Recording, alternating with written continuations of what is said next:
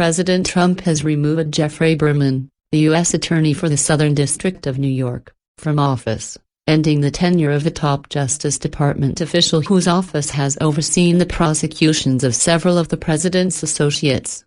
Attorney General William Barr announced the termination Saturday, less than a day after initially suggesting that Berman was resigning, only to be contradicted by Berman himself.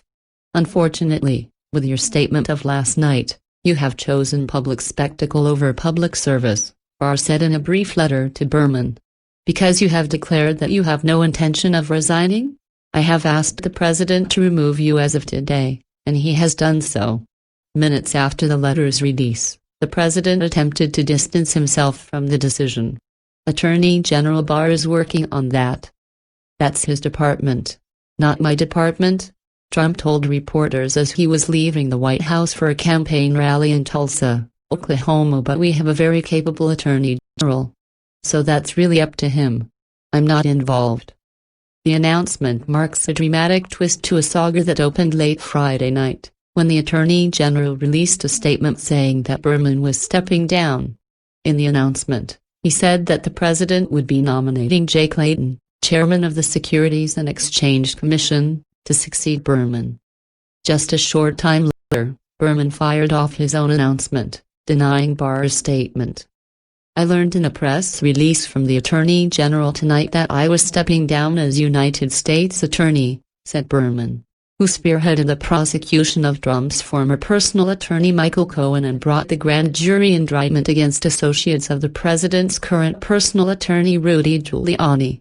"I have not resigned, and have no intention of resigning my position, to which I was appointed by the judges of the United States District Court for the Southern District of New York," he said. "I will step down when a presidentially appointed nominee is confirmed by the Senate.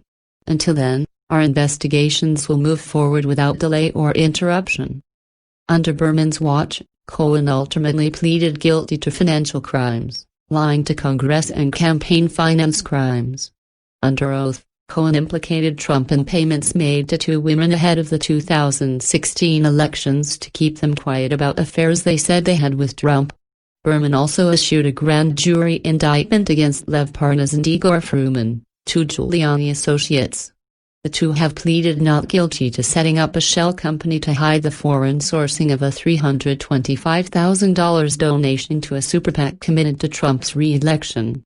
The two also allegedly helped Giuliani in efforts to dig up dirt on former Vice President Joe Biden and his son Hunter in Ukraine. And Berman's office has investigated the business dealings of Giuliani himself, but no charges have been brought against him.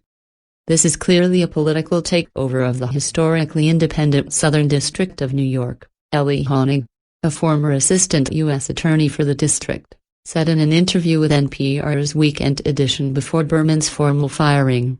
"When you look at the timing of this, the fact that it was announced late on a Friday night, the fact that the Attorney General immediately was caught in a misleading statement when he said the U.S. Attorney is stepping down, and you look at all the important pending cases in the SDNY right now, the only logical conclusion to me is that this is a political move." Honig said that if the Trump administration wishes to proceed without Senate confirmation for Berman's replacement, it's likely to end up in the courts. The question is, can the president just fire or move aside the U.S. attorney barring Senate approval? He said. In other words, can the attorney general and the president just say you're out, somebody else? During Berman's tenure, the SDNY has also taken on other high-profile cases, including the prosecution of multimillionaire Jeffrey Epstein on federal sex trafficking charges.